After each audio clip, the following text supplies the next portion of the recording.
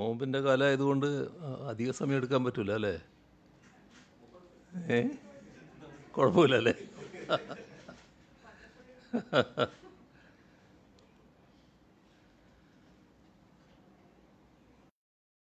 ഭേദഗതി നിയമം ഇത് ഭരണഘടനാ വിരുദ്ധവും ജനവിരുദ്ധ വർഗീയ അജണ്ടയുടെ ഭാഗവുമായ ഒരു നിയമമാണ്. അത് കേരളം നടപ്പാക്കില്ല എന്ന് നേരത്തെ തന്നെ പ്രഖ്യാപിച്ചതാണ്. ഇപ്പോഴും അതുതന്നെയാണ് ആവർത്തിച്ച് പറയാനുള്ളത്. ആ നിലപാട് എല്ലാ തലത്തിലും ഉറപ്പിക്കാൻ സർക്കാർ പ്രതിജ്ഞാബദ്ധമാണ്. അതിനാണ് സംസ്ഥാന സർക്കാർ ബഹുമാനപ്പെട്ട സുപ്രീം കോടതി മുൻപാകെ ഒറിജിനൽ സ്യൂട്ട് ഫയൽ ചെയ്തത്. അത് നിലവിൽ ഉള്ള കാര്യമാണ്. ഇപ്പോൾ കേന്ദ്ര സർക്കാർ ചട്ടങ്ങൾ പുറപ്പെടുവിച്ചു. ഈ ചട്ടങ്ങൾ പുറപ്പെടുവിച്ച് ഈ നിയമം തെരഞ്ഞെടുപ്പിന് തൊട്ട് മുൻപ് ധൃതി പിടിച്ച് നടപ്പാക്കുന്ന നടപടിയാണ് കേന്ദ്ര ഗവൺമെൻറ് സ്വീകരിച്ചിട്ടുള്ളത്. അത്തരമൊരു കേന്ദ്ര നീക്കത്തിൻ്റെ പശ്ചാത്തലത്തിൽ നിയമപരമായ തുടർ നടപടികൾ സ്വീകരിക്കാൻ ഇന്നലെ ചേർന്ന മന്ത്രിസഭാ യോഗം തീരുമാനിച്ചിട്ടുണ്ട്. ഇന്ത്യൻ ഭരണഘടനയുടെ അന്തഃസത്തക്ക് വിരുദ്ധമായതും ജനങ്ങളെ മതാടിസ്ഥാനത്തിൽ വിഭജിക്കുന്നതുമാണ് ഈ നിയമം. സംഘപരിവാറിൻ്റെ തീവ്ര ഹിന്ദുത്വ അജണ്ടയുടെ ഭാഗമാണിത്. വിഭജന രാഷ്ട്രീയത്തിലൂടെ തെരഞ്ഞെടുപ്പിൽ നേട്ടം കൊയ്യാനുള്ള സംഘപരിവാറിൻ്റെ ഹീനമായ നടപടിയാണിത്. ഈ നടപടി അന്താരാഷ്ട്ര തലത്തിൽ തന്നെ ചോദ്യം ചെയ്യപ്പെടുകയാണ്. ഐക്യരാഷ്ട്രസഭയിൽ നടക്കം ഈ നിയമത്തിൻ്റെ വിവേചന സ്വഭാവത്തെക്കുറിച്ച് വിമർശനമുയർന്നു കഴിഞ്ഞു. CAA എല്ലാ അർത്ഥത്തിലും ഇന്ത്യ എന്ന ആശയത്തിനെതിരായ വെല്ലുവിളിയാണ്. പാകിസ്ഥാൻ, ബംഗ്ലാദേശ്, അഫ്ഗാനിസ്ഥാൻ ഈ രാജ്യങ്ങളിൽ നിന്ന് 2014 ഡിസംബർ 31 അതിനു മുൻപോ ഇന്ത്യയിലേക്ക് കുടിയേറിയ മുസ്ലിം ഇതര മതവിഭാഗങ്ങളിൽപ്പെട്ടവർക്ക് പൗരത്വം നൽകുക, ഇസ്ലാം മതവിശ്വാസികൾക്ക് മാത്രം പൗരത്വം നിഷേധിക്കുക, ഇതാണ് ഈ നിയമത്തിൻ്റെ കാതൽ. ഇത് ഭരണഘടന അനുശാസിക്കുന്ന മൂല്യങ്ങളുടെ നഗ്നമായ ലംഘനമാണ്. പ്രത്യേക മതവിശ്വാസത്തെ പൗരത്വം നിർണയിക്കുന്ന വ്യവസ്ഥയാക്കുകയാണ്. പുറന്തള്ളലിൻ്റെ രാഷ്ട്രീയമാണിത്.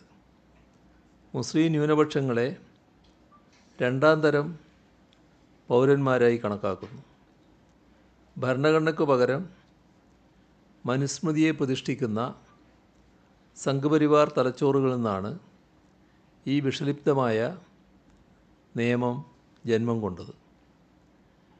അനധികൃത കുടിയേറ്റക്കാർ എന്ന പ്രയോഗം ആദ്യമായി പൗരത്വ നിയമത്തിൽ വന്നത് 2003 വാജ്പേയി സർക്കാരിൻ്റെ കാലത്താണ്. എന്നാൽ ആരാണ്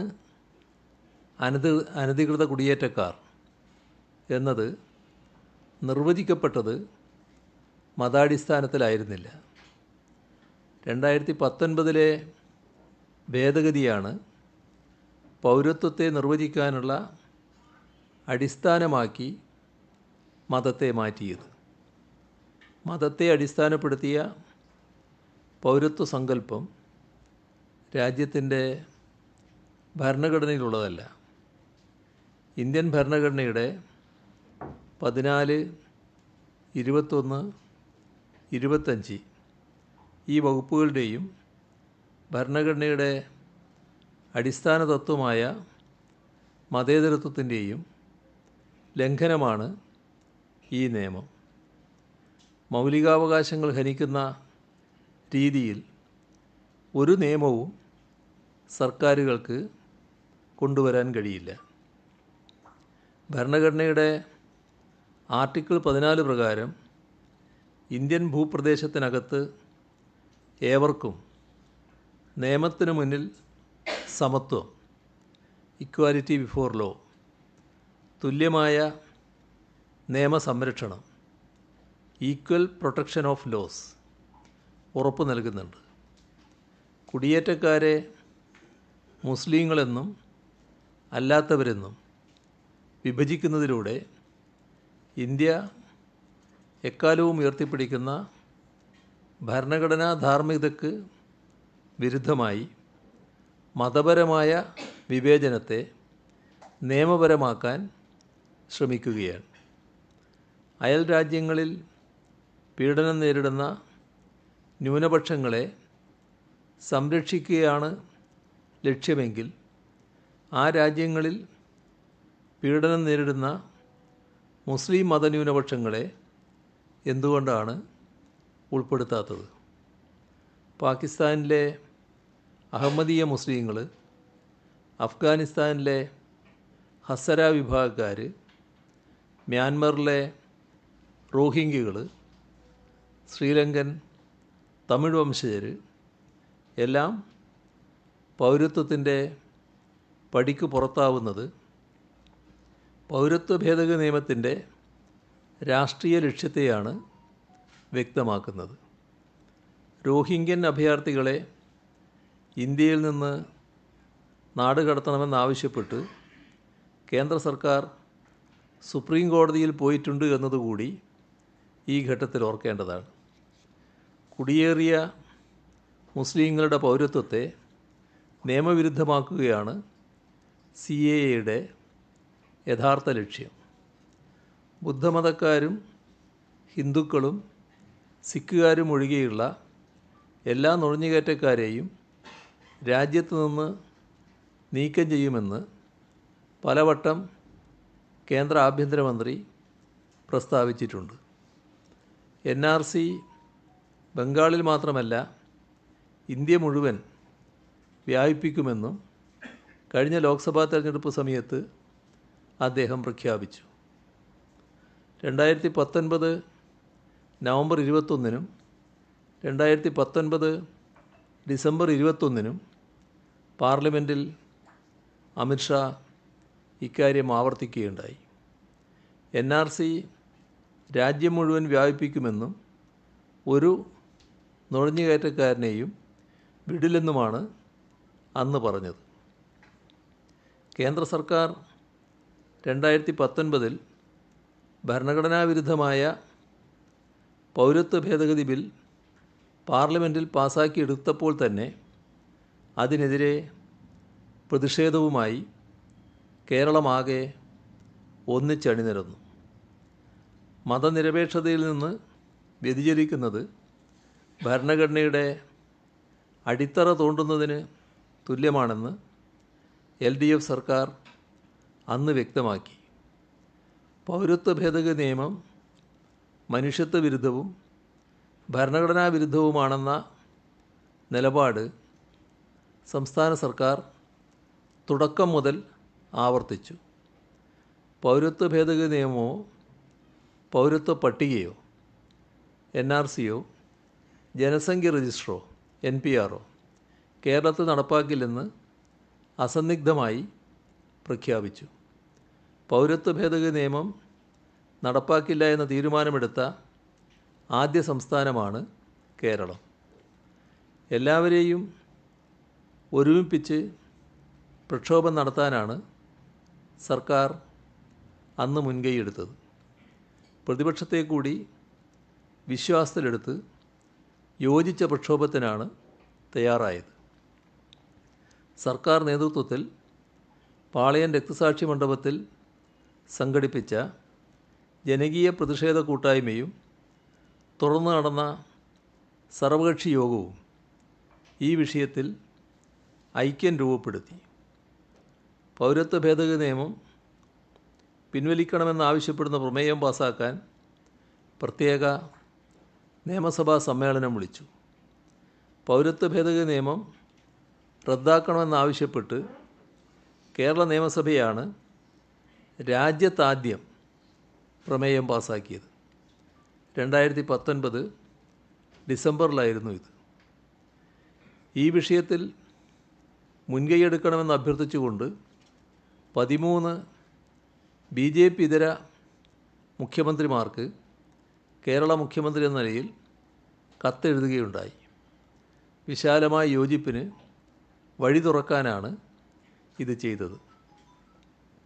ഭരണഘടനാ സംരക്ഷണ യോഗങ്ങൾ വിളിച്ചു ചേർത്ത് ഇവിടെ RSSൻ്റെ അജണ്ടകൾ നടപ്പാവില്ല എന്ന് ഉറക്കെ പ്രഖ്യാപിച്ചു.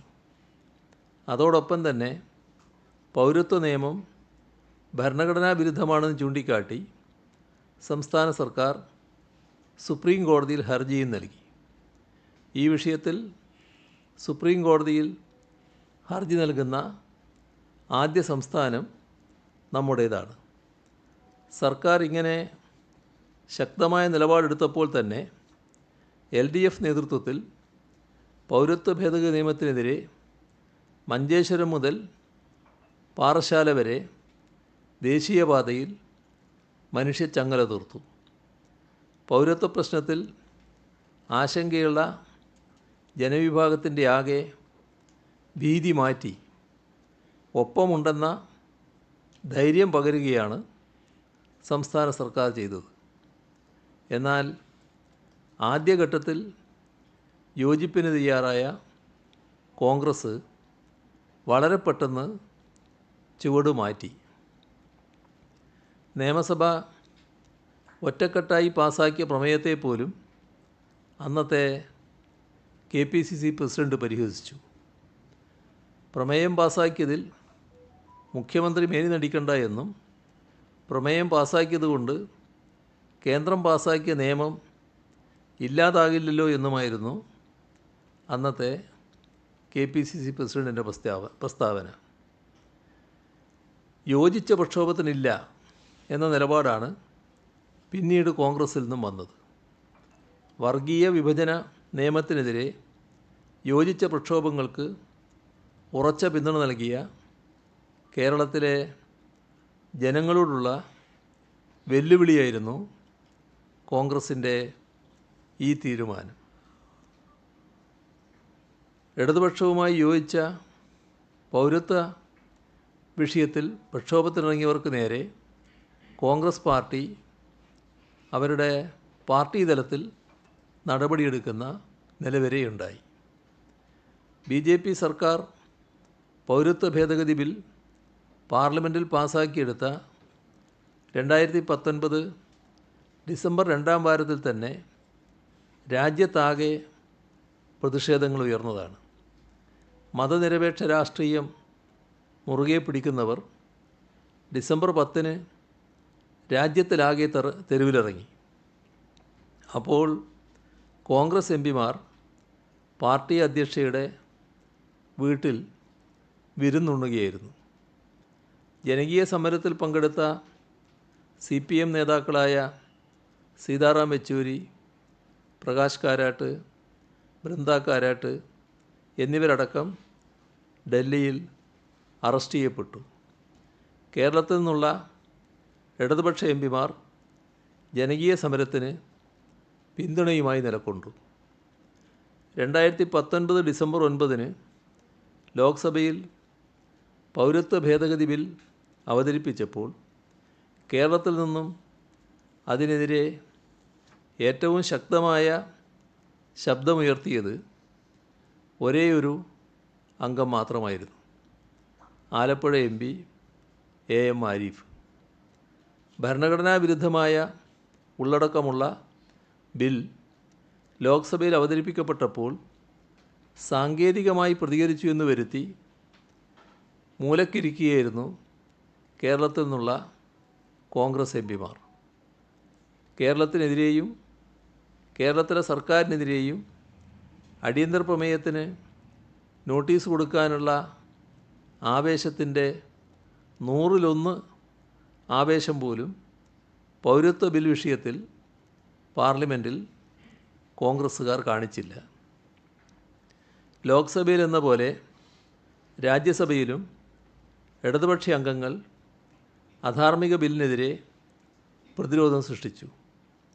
ഇടതുപക്ഷ അംഗങ്ങളായ എളമരം കരീമും ബിനോയ് വിശ്വവും കെ രാഗേഷും ബില്ലിനെതിരെ രാജ്യസഭയിൽ ശക്തിയുക്തം എതിർപ്പുയർത്തി.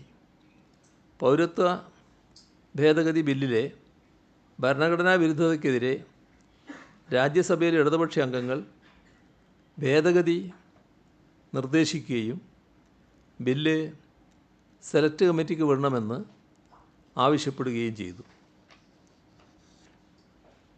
ബില്ല് വോട്ടിനിടാൻ ആവശ്യപ്പെട്ടതും ബില്ല് സെലക്ട് കമ്മിറ്റിക്ക് വിടാൻ പ്രമേയം കൊണ്ടുവന്നതും ഇടതുപക്ഷ എം പിമാരായിരുന്നു.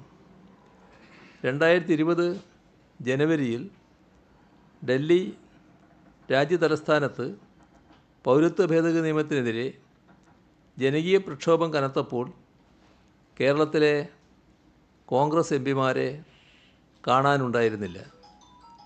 സമരത്തിനെതിരെ കേന്ദ്ര ഭരണകൂടത്തിൻ്റെ പകപോക്കൽ സമീപനമാണ് പിന്നീട് കണ്ടത്. തുടർന്ന് സംഘപരിവാർ ആസൂത്രണത്തിൽ ഡൽഹിയിൽ മുസ്ലിം വിരുദ്ധ കലാപം നടക്കുകയുണ്ടായി. ന്യൂനപക്ഷങ്ങൾ ആക്രമിക്കപ്പെട്ടപ്പോൾ അവിടെയും രക്ഷകരായി എത്തിയത് ഇടതുപക്ഷ ജനപ്രതിനിധികൾ മാത്രമായിരുന്നു. കേന്ദ്ര സർക്കാരിൻ്റെ ഒത്താശയോടെ സംഘടിത ന്യൂനപക്ഷ വേട്ടയാണ് അവിടെ നടന്നത്. കലാപത്തിനിരയായവർക്ക് സുരക്ഷ ഉറപ്പാക്കണമെന്നും നിഷ്പക്ഷമായ അന്വേഷണം വേണമെന്നും പ്രധാനമന്ത്രിയോടും കേന്ദ്ര ആഭ്യന്തരമന്ത്രിയോടും കലാപബാധിത പ്രദേശങ്ങൾ സന്ദർശിച്ച ഇടത് എം പിമാർ ആവശ്യപ്പെട്ടു. പൗരത്വ ഭേദഗതി ബില്ലിനെതിരെ പ്രതിഷേധിച്ച ജാമിയ മില്ലിയ സർവകലാശാലയിലെ വിദ്യാർത്ഥികളെ ക്രൂരമായാണ് പോലീസ് കൈകാര്യം ചെയ്തത്. ഇതിൽ പ്രതിഷേധിച്ച് ഷഹീൻബാഗിൽ നടന്ന സമരത്തിൽ പോലീസിൻ്റെ മൗനാനുവാദത്തോടെ സാമൂഹ്യ വിരുദ്ധർ ആക്രമണം അഴിച്ചുവിട്ടു. ഇതിനെതിരെയും സംരക്ഷണ കവചവുമായി ഓടിയെത്തിയത് ഇടത് എം പിമാരും ഇടതുപക്ഷ നേതാക്കളുമാണ്. കുറ്റകരമായ മൗനമാണ് കോൺഗ്രസ് പുലർത്തിയത്. കേന്ദ്രമന്ത്രി അനുരാഗ് താക്കൂറിൻ്റെ അങ്ങേയറ്റം വിദ്വേഷകരമായ പ്രസംഗം അന്നാണ് ഉണ്ടായത്. ഗോലിമാരോ സാലോങ്കോ എന്ന വിവാദ പ്രസംഗവും കലാപാഹ്വാനവും. ഡൽഹിയിൽ കലാപാഹ്വാനം ചെയ്ത കേന്ദ്രമന്ത്രിക്കെതിരെ ബൃന്ദ കാരാട്ടും CPIM ഡൽഹി സംസ്ഥാന സെക്രട്ടറിയുമാണ് അന്ന് കോടതിയെ സമീപിച്ചത്. ഡൽഹി കലാപത്തിലെ ഉത്തരവാദികളെ ശിക്ഷിക്കുന്നതിന് പകരം കേന്ദ്ര സർക്കാർ ഇരകൾക്കെതിരെ നടപടി സ്വീകരിക്കുകയാണ് പിന്നീടുണ്ടായത്. CAA വിരുദ്ധ പ്രക്ഷോഭങ്ങളിൽ പങ്കെടുത്തവരെ അകാരണമായി അറസ്റ്റ് ചെയ്തു. ഡൽഹി കലാപത്തിൻ്റെ യഥാർത്ഥ പ്രതികൾ പുറത്ത് വിലസി നടക്കുമ്പോൾ ഇരകൾ ക്രൂശിക്കപ്പെട്ടു. പൗരത്വ നിയമത്തിനെതിരായ പ്രക്ഷോഭങ്ങളെ നയിച്ചതിൻ്റെ പേരിലാണ് CPM ജനറൽ സെക്രട്ടറി സീതാറാം യെച്ചൂരിയുടെ പേര് ഡൽഹി പോലീസ് കുറ്റപത്രത്തിൽ പെടുത്തിയത്.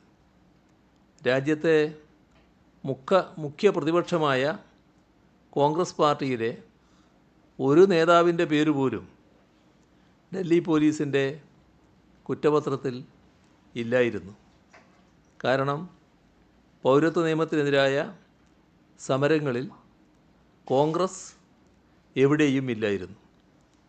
വളരെ വൈകിയാണ് പൗരത്വ ബിൽ വിഷയത്തിൽ ദേശീയ തലത്തിൽ കോൺഗ്രസ് പരസ്യമായി നിലപാട് പറഞ്ഞത് തന്നെ.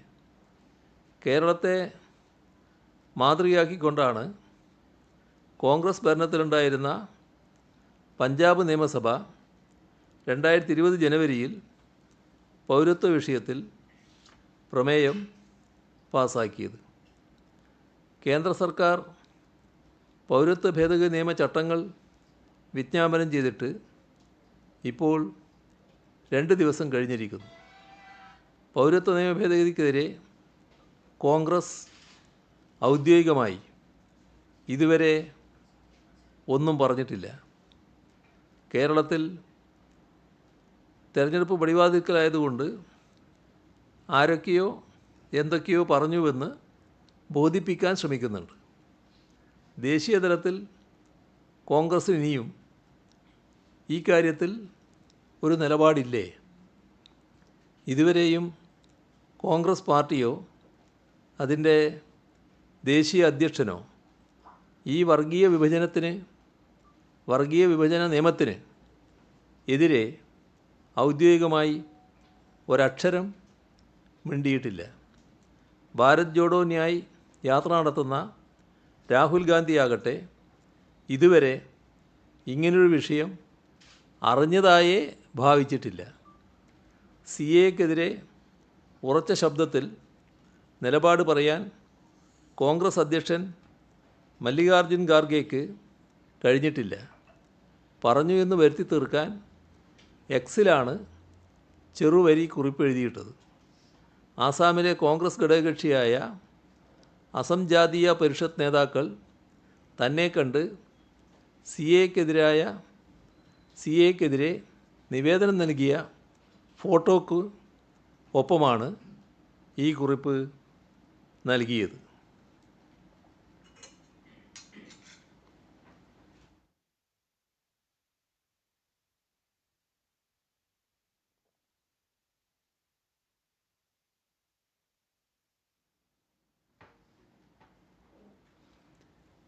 AICCയുടെ സംഘടനാകാര്യ ജനറൽ സെക്രട്ടറി, അദ്ദേഹം ഇപ്പോൾ കേരളത്തിൽ സ്ഥാനാർത്ഥിയാണല്ലോ, പറഞ്ഞത് എങ്ങനെയാണെന്ന് നമ്മൾ നോക്കേണ്ടതാണ്.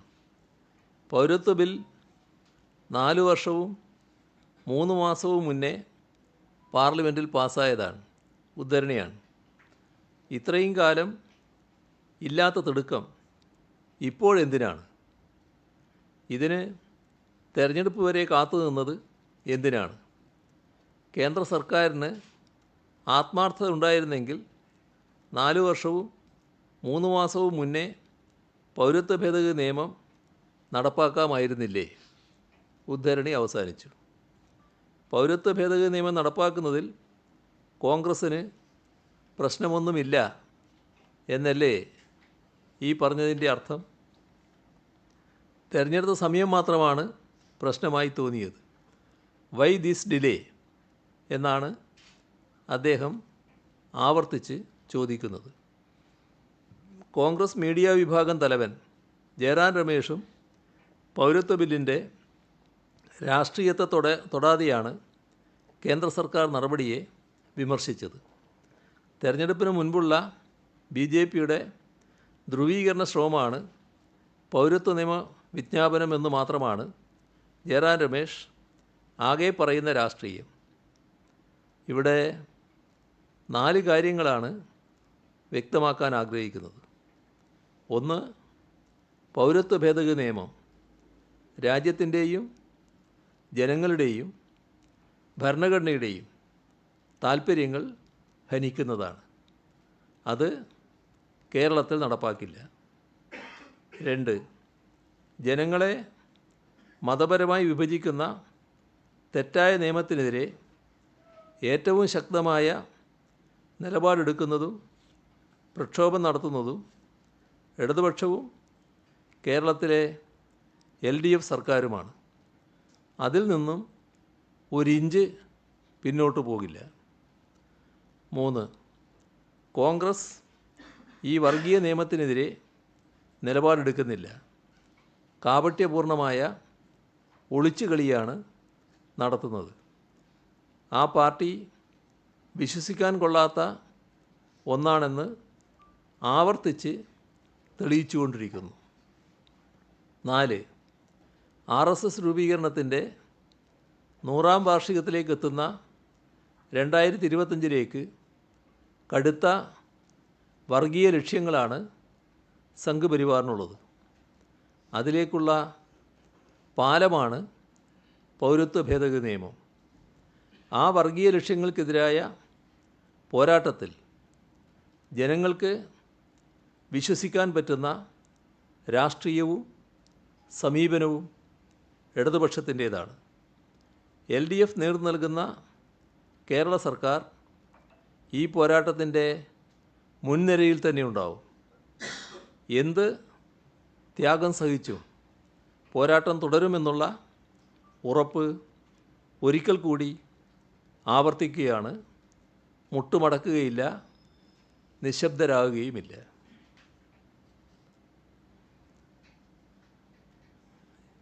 ഇനി മറ്റൊരു കാര്യമാണ് പറയാനുള്ളത്.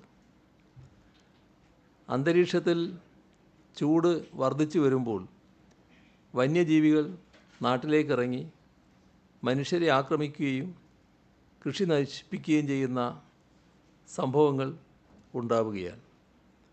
ഇത് അതീവ ഗൗരവത്തോടെയാണ് സംസ്ഥാന സർക്കാർ കാണുന്നത്. മനുഷ്യ വന്യജീവി സംഘർഷം ലഘൂകരിക്കുന്നതിൻ്റെ ഭാഗമായുള്ള മാർഗനിർദ്ദേശങ്ങൾ കഴിഞ്ഞ ദിവസം പുറപ്പെടുവിച്ചിരുന്നു. ഇക്കാര്യത്തിൽ സർക്കാർ കൈക്കൊണ്ട നടപടികൾ ഇന്ന് ചേർന്ന ഉന്നതതല യോഗം അവലോകനം ചെയ്തു.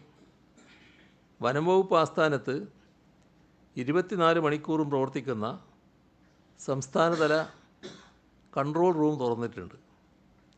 ഉദ്യോഗസ്ഥരെ നിയോഗിച്ചു. 36 വനം ഡിവിഷനുകളിൽ എമർജൻസി ഓപ്പറേഷൻ സെൻറ്റർ തുടങ്ങാനുള്ള നടപടി പുരോഗമിക്കുകയാണ്. വന്യജീവി ആക്രമണ സാധ്യതയുള്ള പ്രദേശങ്ങളിൽ ജനങ്ങൾക്ക് മുന്നറിയിപ്പ് നൽകുന്നതിനായി സർക്കിൾ, ഡിവിഷൻ തലത്തിൽ വാട്സാപ്പ് ഗ്രൂപ്പുകൾ രൂപീകരിച്ചു. തദ്ദേശ സ്വയംഭരണ സ്ഥാപനങ്ങൾക്ക് കീഴിൽ പഞ്ചായത്ത് തലത്തിൽ വാട്സപ്പ് ഗ്രൂപ്പുകൾ രൂപീകരിക്കുന്നതിനുള്ള പ്രവർത്തനങ്ങൾ നടന്നു വരികയാണ്. RRTകളിലും മനുഷ്യ വന്യജീവി സംഘർഷം നിലനിൽക്കുന്ന പ്രദേശങ്ങളിലുമായി 900ഓളം താൽക്കാലിക വാച്ചർമാരുടെ സേവനം ആവശ്യാനുസരണം വിനിയോഗിച്ചു വരുന്നുണ്ട്. വയനാട് മേഖലയിലെ 66 തോട്ടങ്ങളിൽ പഞ്ചായത്ത് അധികൃതരുടെ സഹായത്തോടെ അടിക്കാടുകൾ നീക്കം ചെയ്യുന്നതിനുള്ള നടപടി സ്വീകരിച്ചു വരികയാണ്. മൂന്നാർ മേഖലയിലെ തോട്ടം ഉടമകളുടെയും തോട്ടം മാനേജർമാരുടെയും യോഗം വനം, റവന്യൂ, പോലീസ് ഉദ്യോഗസ്ഥരുടെ നേതൃത്വത്തിൽ നടത്തി. നിലവിൽ ലഭ്യമായ ജീവനക്കാരെ പുനർവിന്യസിച്ച് 28 RRTകൾ പ്രവർത്തിച്ചു വരുന്നുണ്ട്. 64 പമ്പ് ആക്ഷൻ തോക്കുകൾ, 2 ട്രാങ്കുലൈസർ തോക്കുകൾ, 4 ഡ്രോണുകൾ എന്നിവ വാങ്ങുന്നതിന് നടപടിയായിട്ടുണ്ട്. പഞ്ചായത്ത് അടിസ്ഥാനത്തിൽ 264 ജനജാഗ്രതാ സമിതികൾ നിലവിലുണ്ട്. ഇവയെ ശക്തിപ്പെടുത്തി പ്രവർത്തന സജ്ജമാക്കുന്നതാണ്. വന്യജീവി സംഘർഷ സാധ്യതയുള്ള പ്രദേശങ്ങളിൽ വനത്തിനുള്ളിൽ മൃഗങ്ങൾക്ക് ആവശ്യമായ തോതിൽ വെള്ളത്തിൻ്റെ ലഭ്യത ഉറപ്പുവരുത്താൻ നടപടിയെടുക്കുന്നുണ്ട്. വയനാട് വനമേഖലയിൽ 341, ഇടുക്കിയിൽ 249 കുളങ്ങൾ പരിപാലിച്ചു വരുന്നു. കുളങ്ങൾ, ചെക്ക് ഡാമുകൾ ഇവ പുതുതായി നിർമ്മിക്കുന്നതിന് CSR ഫണ്ടിൽ നിന്ന് തുക ലഭ്യമാക്കാനുള്ള നടപടിയെടുക്കുന്നുണ്ട്. വാട്ടർ ടാങ്കുകൾ നിർമ്മിക്കാനും ആലോചിക്കുന്നുണ്ട്. വന്യജീവി ആക്രമണത്തിന് ഇരയായവർക്ക് നഷ്ടപരിഹാരമായി നൽകാനുള്ള 13 കോടി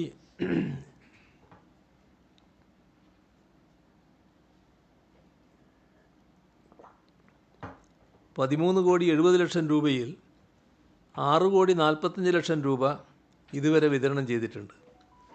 ശേഷിക്കുന്ന 7 കോടി 26 ലക്ഷം രൂപ വിതരണം ചെയ്യുന്നതിനുള്ള നടപടി പുരോഗമിച്ചു വരികയാണ്. മനുഷ്യ വന്യജീവി സംഘർഷം ലഘൂകരിക്കുന്നതിനുള്ള പ്രവർത്തനങ്ങൾക്കായി കിഫ്ബി മുഖാന്തരം അനുവദിച്ചിട്ടുള്ള 100 കോടി രൂപയ്ക്ക് പുറമെ കിഫ്ബി മുഖേന തന്നെ 110 കോടി രൂപ കൂടി അനുവദിക്കുന്നതിനുള്ള കരട് പ്രപ്പോസൽ തയ്യാറാക്കിയിട്ടുണ്ട്. ദീർഘകാല ഹ്രസ്വകാല പദ്ധതികൾക്കുള്ള നിർദ്ദേശങ്ങൾ സമർപ്പിക്കാൻ അന്തർദേശീയ ദേശീയ വിദഗ്ധരെ ഉൾപ്പെടുത്തി സമിതി രൂപീകരിക്കുന്നതിനുള്ള പ്രപ്പോസൽ ഒരാഴ്ചക്കകം ലഭ്യമാകും. കേരള, കർണാടക, തമിഴ്നാട് സംസ്ഥാനങ്ങളിലെ ഉന്നത ഉദ്യോഗസ്ഥർ ഉൾപ്പെട്ട ഇൻ്റർ സ്റ്റേറ്റ് കോർഡിനേഷൻ കമ്മിറ്റി യോഗങ്ങൾ ഫെബ്രുവരി 13-നും 28-നും ചേർന്നിട്ടുണ്ട്. ചീഫ് ഫോറസ്റ്റ് കൺസർവേറ്റർ തല മീറ്റിംഗ് ഫെബ്രുവരി 14-നും മന്ത്രിതല യോഗം മാർച്ച് 10-നും ബന്ദിപ്പൂരിൽ വെച്ച് ചേർന്നു. ഇത്തരം കാര്യങ്ങൾ ചർച്ച ചെയ്യുന്നതിനായി ഒരു സെമിനാർ പോലുള്ളൊരു യോഗം അന്താരാഷ്ട്ര വിദഗ്ധരെ കൂടി പങ്കെടുപ്പിച്ചുകൊണ്ട് ഏപ്രിലിൽ സംഘടിപ്പിക്കാനും തീരുമാനിച്ചിട്ടുണ്ട്. വനം വകുപ്പിൽ വൈൽഡ് ലൈഫ് വെറ്ററിനറി വിഭാഗം ശക്തിപ്പെടുത്തും. അധിനിവേശ സസ്യങ്ങൾ ഒഴിവാക്കാനുള്ള നടപടി കൈക്കൊള്ളും. ആനയെ അകറ്റുന്ന പ്രത്യേകതരം തേനീച്ചയെ അനുയോജ്യമായ മേഖലകൾ കണ്ടെത്തി വളർത്താനും ഇന്ന് ചേർന്ന യോഗം തീരുമാനിച്ചു.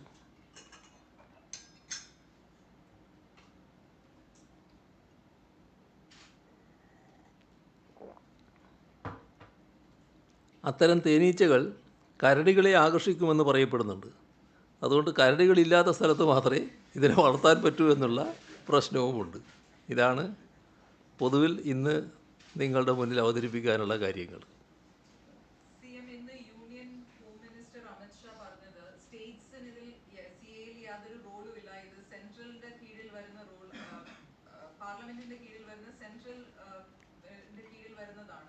പിന്നീട് പറഞ്ഞു ഇലക്ഷൻ കഴിഞ്ഞ് എല്ലാവരും ഇതിൽ സഹകരിക്കുമെന്ന് തോന്നുന്നു.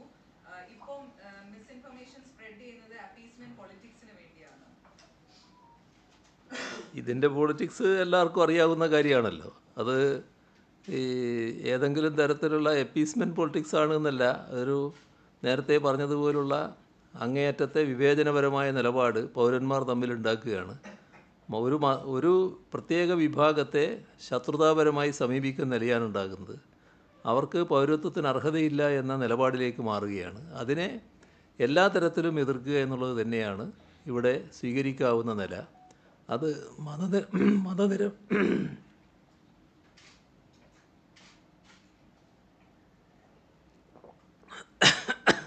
മതനിരപേക്ഷതയുടെ ഭാഗമായി സ്വീകരിക്കേണ്ട ഒരു നിലപാടാണ്.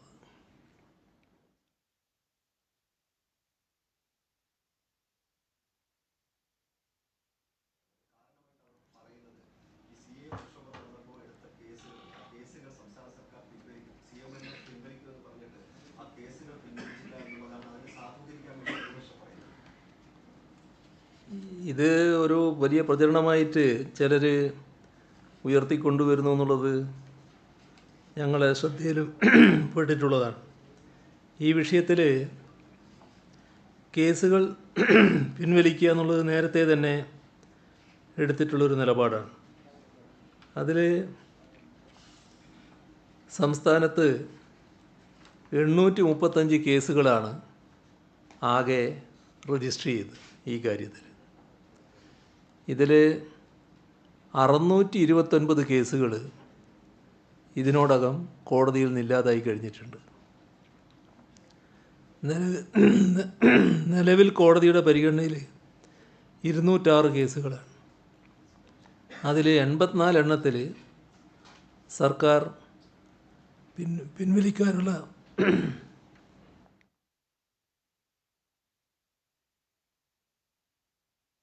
പിൻവലിക്കാനുള്ള സമ്മതം നൽകി കഴിഞ്ഞിട്ടുണ്ട്. ഇനി ഇതിന്മേൽ തീരുമാനമെടുക്കേണ്ടത് ബന്ധപ്പെട്ട കോടതികളാണ്. അന്വേഷണ ഘട്ടത്തിലുള്ളത് കേവലം ഒരേ ഒരു കേസ് മാത്രമാണ്. കേസ് തീർപ്പാക്കാൻ സർക്കാരിൽ അപേക്ഷ നൽകുക എന്നത് പ്രധാനമാണ്. തീരുമാനിച്ചത് കൊണ്ട് മാത്രം കേസ് പിൻവലിഞ്ഞു പോവില്ല. ഈ ബന്ധപ്പെട്ടവർ അപേക്ഷ നൽകി അതിൻ്റെ മേലെയാണ് കേസ് പിൻവലിക്കാനുള്ള നടപടിയെടുക്കുക. അങ്ങനെ അപേക്ഷ നൽകാത്തതും പിന്നെ ഗുരുതര സ്വഭാവമുള്ള ചില കേസുകളുണ്ടാകും. അത്തരം കേസുകളും അത്തരത്തിലുള്ള കുറ്റകൃത്യങ്ങൾ ഉൾപ്പെട്ടതുമായ കേസുകൾ മാത്രമേ തുടരുന്ന നിലയുള്ളൂ. ഈ പിൻവലിക്കാൻ പറ്റുന്ന കേസുകൾ ഇനി പറഞ്ഞ പട്ടികയിലുള്ളത് അപേക്ഷ നൽകുന്ന മുറക്ക് അത് പിൻവലിച്ചു പോകുന്നതാണ്.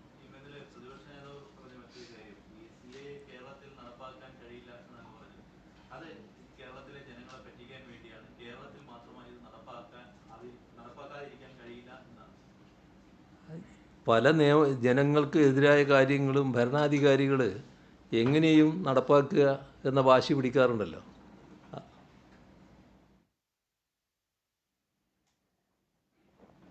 അത്തരം നടപടികളെ ആകെ വളരെ ഫലപ്രദമായി ചെറുത്ത പാരമ്പര്യമാണ് നമ്മുടെ രാജ്യത്തെ ജനാധിപത്യ സംവിധാനത്തിനുള്ളത്.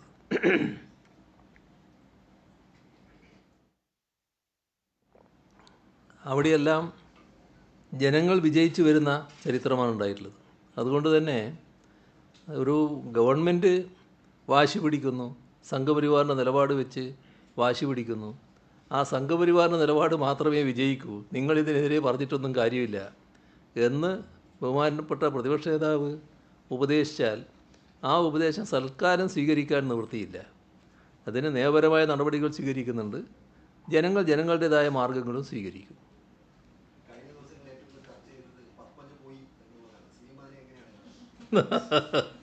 അത് നിങ്ങളെല്ലാവരും കാണുന്ന പോലെ തന്നെ.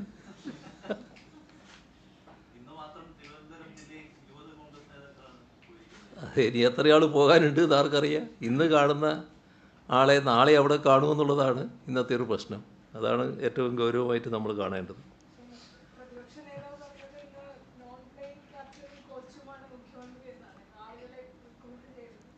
അത് നല്ല വർത്തമാനം തന്നെയാണ്. ഈ പത്മജ പോയ കാര്യത്തിൽ അദ്ദേഹം എൻ്റെ പേരും കൂടി പരാമർശിച്ച് പ്രസ്താവന ഇറക്കിയത് കാണുകയുണ്ടായി. കഴിഞ്ഞ ഒരു മാസത്തിനിടയിൽ കോൺഗ്രസിൽ നിന്നും BJP-യിൽ എത്തിയ നേതാക്കന്മാരുടെ എണ്ണം നോക്കിയാൽ മതി, അവരെല്ലാം എങ്ങനെയാണ് പോകാനിടയായത്. ആകെ 12 രാജ്യത്തെ പഴയ കോൺഗ്രസ് മുഖ്യമന്ത്രിമാരാണ് ഇപ്പോൾ BJP-ക്കകത്തുള്ളത്. പണ്ട് കോൺഗ്രസ് മുഖ്യമന്ത്രിമാരായിരുന്നവർ, സംസ്ഥാന അധ്യക്ഷന്മാർ, അതോടൊപ്പം AICC-യുടെ പ്രധാനികൾ, എത്രയെത്ര പേര്. എന്തെല്ലാം തരത്തിലുള്ള ലജ്ജാകരമായ നീക്കങ്ങളാണ് ഈ കോൺഗ്രസ് നേതൃതലത്തിലുള്ളവരുടെ ഭാഗത്തുനിന്നുണ്ടാകുന്നത്. ഇപ്പോഴും നിങ്ങൾ നേരത്തെ പറഞ്ഞതുപോലെ ആളുകളിങ്ങനെ പോകാൻ തയ്യാറെടുത്തുകൊണ്ടിരിക്കുന്നു.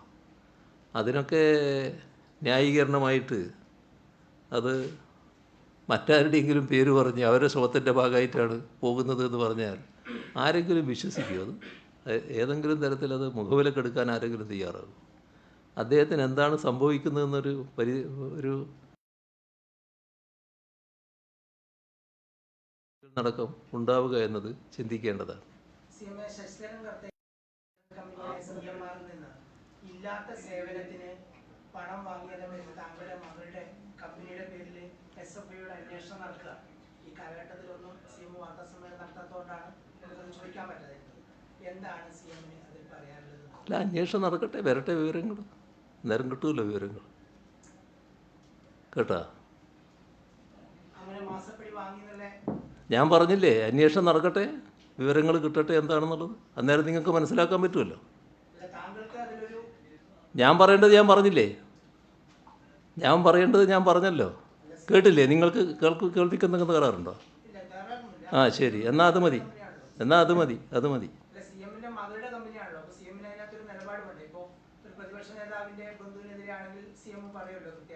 അത് വരട്ടെ, അന്നേരം പറയാം.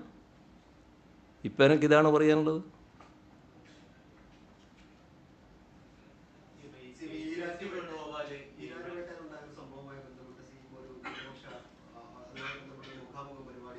ഓ പ്രശ്നം ഉന്നയിക്കുകയും അത് പിന്നീട് രണ്ട് സുന്നി വിഭാഗങ്ങളുടെ പത്രങ്ങൾ സുപ്രഭാതമായാലും സിറാജായാലും സി.എം. ആ നിലപാട് തിരുത്തണം എന്ന് ആവശ്യപ്പെടുകയും ചെയ്തു. അത് സി.എം. എങ്ങനെയാണ്? അത് ഞാൻ പറഞ്ഞത് തന്നെയാണ്. ഞാൻ പറഞ്ഞത് എന്താണെന്നാണല്ലോ ഇനി നിങ്ങൾക്ക് അറിയേണ്ടത്. അത് ഞാൻ പറയാം. അവിടെ ഒരാൾ സംസാരിക്കുമ്പോൾ നമ്മുടെ സംസ്ഥാനത്തും മുസ്ലിം ആയതിൻ്റെ പേരിൽ കേസ് ചാർജ് ചെയ്യപ്പെടുകയാണ്. എന്നിട്ട് ഈ സംഭവം പറഞ്ഞു, ഈരാറ്റുപേട്ട ഇങ്ങനെയാണ്, മുഴുവൻ മുസ്ലിം ചെറുപ്പക്കാരുടെ പേരിൽ കേസ് ചാർജ് ചെയ്തിരിക്കുകയാണ്. ഇത് സംസ്ഥാനത്ത് നടക്കുകയാണ്.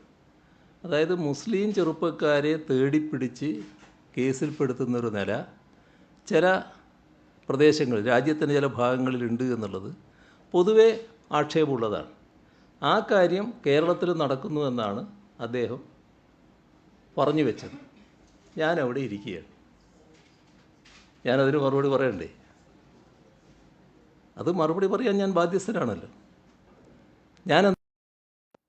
ഞാൻ പറഞ്ഞത്, ഈ പോലീസ് എടുക്കുന്ന കേസ് ഇതിൻ്റെ രീതി എന്താണ് ഇതിൻ്റെ യഥാർത്ഥ വസ്തുത എന്ന് അന്വേഷിച്ച് വേണം ഉത്തരവാദപ്പെട്ട ഒരാൾ ഇതുപോലൊരു വേദിയിൽ സംസാരിക്കുന്നത്. ഈ കാര്യത്തിൽ അവിടെ പോയ ഈ സംഭവത്തിൽ ഉൾപ്പെട്ട എല്ലാവരും മുസ്ലിം ചെറുപ്പക്കാരാണ്. അതുകൊണ്ടാണ് മുസ്ലിം ചെറുപ്പക്കാർ ആ കേസിൽപ്പെട്ടത്. ഈ പറഞ്ഞ ആളെ പേര് ഞാൻ പറഞ്ഞു. ഇങ്ങനെ ഉത്തരവാദപ്പെട്ട ഒരാൾ ഇത്തരമൊരു പ്രസ്താവന ഇവിടെ പറയാൻ പാടുണ്ടായിരുന്നു. തെറ്റായൊരു ചിത്രമല്ലേ വരച്ചു കാട്ടാൻ നോക്കുന്നത്. അത് ശരിയായില്ല എന്നും ഞാൻ പറഞ്ഞു. അതിലെന്താ? ഞാൻ പറയാൻ ബാധ്യസ്ഥനല്ലേ അത്. അതാണ് വസ്തുത.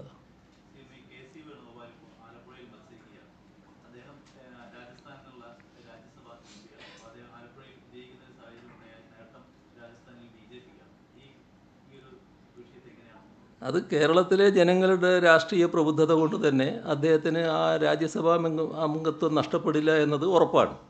പക്ഷേ അദ്ദേഹം സ്വീകരിച്ച നിലപാട് അത് വിവേചനപൂർണ്ണമായോ എന്നാണ് അദ്ദേഹം നോക്കേണ്ടത്, വിവേകപൂർണ്ണമായോ എന്നാണ് നോക്കേണ്ടത്. കാരണം അഥവാ അദ്ദേഹം ജയിച്ചു പോയി എന്ന് വിചാരിക്കുക. ജയിച്ചു പോയാൽ അതിൻ്റെ ഗുണം ആർക്കാണ് കിട്ടുന്നത്? BJPക്കാണ്. കാരണം ആ നിയമസഭയിൽ ഈ ഒരു സീറ്റിലേക്കാണ് തിരഞ്ഞെടുപ്പ് വരിക. നമ്മൾ 2-3 സീറ്റുകളിലേക്ക് ഒന്നിച്ച് തിരഞ്ഞെടുപ്പ് വരുന്നുണ്ടെങ്കിൽ അതിൻ്റെ ആനുപാതിക പ്രാതിനിധ്യം അനുസരിച്ച് ഒരു സീറ്റൊക്കെ ജയിപ്പിക്കാൻ ചിലപ്പോൾ കോൺഗ്രസ്സിന് അവിടെ കഴിഞ്ഞേക്കുമായിരിക്കും. ഇതൊരു സീറ്റ് മാത്രമേ വരിക. അപ്പോൾ ആ ഒരു സീറ്റിലേക്ക് തിരഞ്ഞെടുപ്പ് നടക്കുമ്പോൾ BJPയുടെ സ്ഥാനാർത്ഥിയാണ് ജയിച്ചു പോവുക. അപ്പോൾ BJPക്ക് അതിൻ്റെ ഗുണം കിട്ടാനാണ് ഇടുക. ഇതാണ് അദ്ദേഹം ജയിച്ചു പോയാലുണ്ടാവുക. അങ്ങനെയൊരു അവസ്ഥ ഉണ്ടാക്കാൻ പാടുണ്ടായിരുന്നോ? പക്ഷേ അദ്ദേഹത്തിന് ഒരാശങ്കയും വേണ്ട. ജനങ്ങൾ അതിനനുസരിച്ച് തന്നെ നിലപാടെടുക്കും. അദ്ദേഹത്തിന് ആ രാജ്യസഭാ സ്ഥാനത്ത് തന്നെ ആ കാലാവധി വരെ ഇരിക്കാൻ പറ്റുന്ന നിലയുണ്ടാവും.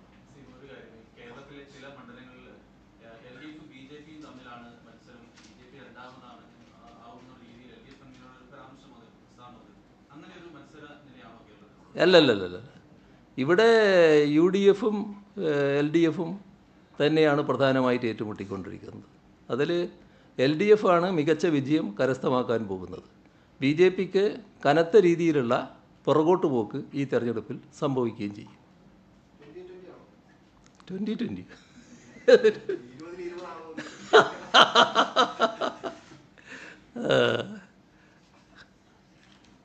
അപ്പോൾ നമുക്ക്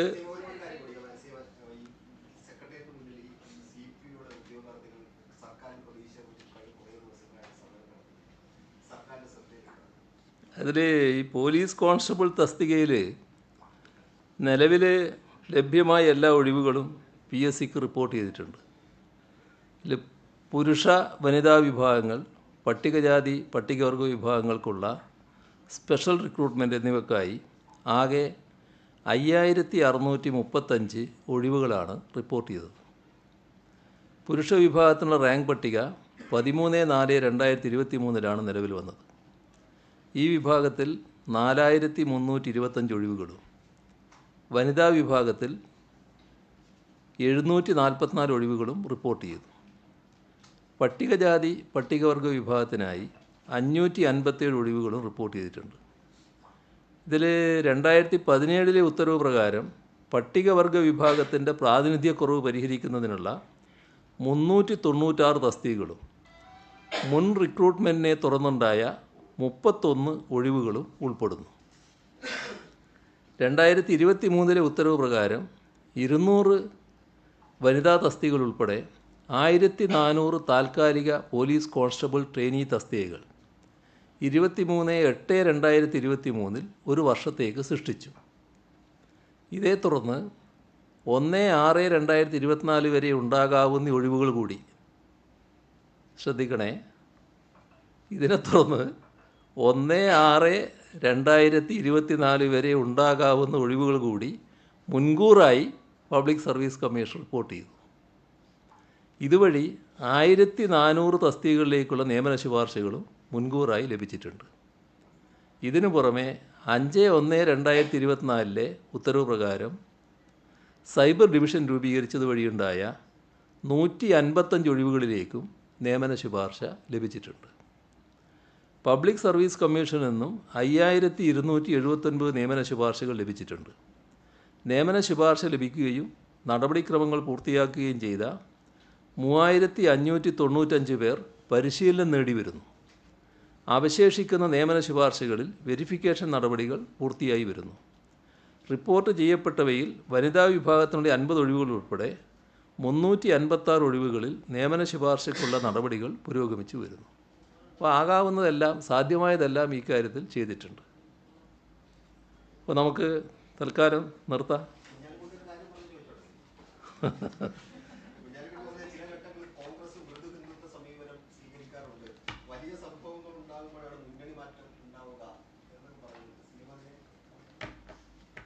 അതൊക്കെ അവർ തമ്മിലുള്ള ചില പ്രശ്നങ്ങളാണ്. അതൊന്നും എനിക്ക് പ്രത്യേകിച്ചൊന്നും പറയാനില്ല. ഈ കോൺഗ്രസ്സിന് ഇത്തരം ചില ദൗർബല്യങ്ങളുണ്ട് എന്നുള്ളത് എല്ലാവർക്കും അറിയാവുന്ന കാര്യമാണ്. അത് പൊതുവേ നമ്മൾ രാജ്യം വിലയിരുത്തുന്നതാണ്, നമ്മളെല്ലാവരും കണ്ടുകൊണ്ടിരിക്കുന്ന കാര്യമാണ്. പക്ഷേ കോൺഗ്രസും ലീഗും നല്ല ഏകോദര സഹോദരങ്ങളായി UDFനെ ശക്തിപ്പെടുത്താൻ ശ്രമിച്ചുകൊണ്ടിരിക്കുകയാണല്ലോ. ആ ശ്രമം അവർ നടത്തട്ടെ. അവരൊന്നിച്ച് നിന്നുകൊണ്ട് തന്നെ ഇത്തവണ നല്ല രീതിയിൽ പുറകോട്ട് പോകുന്ന സ്ഥിതി ഉണ്ടാകുമെന്നാണ് പ്രതീക്ഷിക്കാവുന്നത്.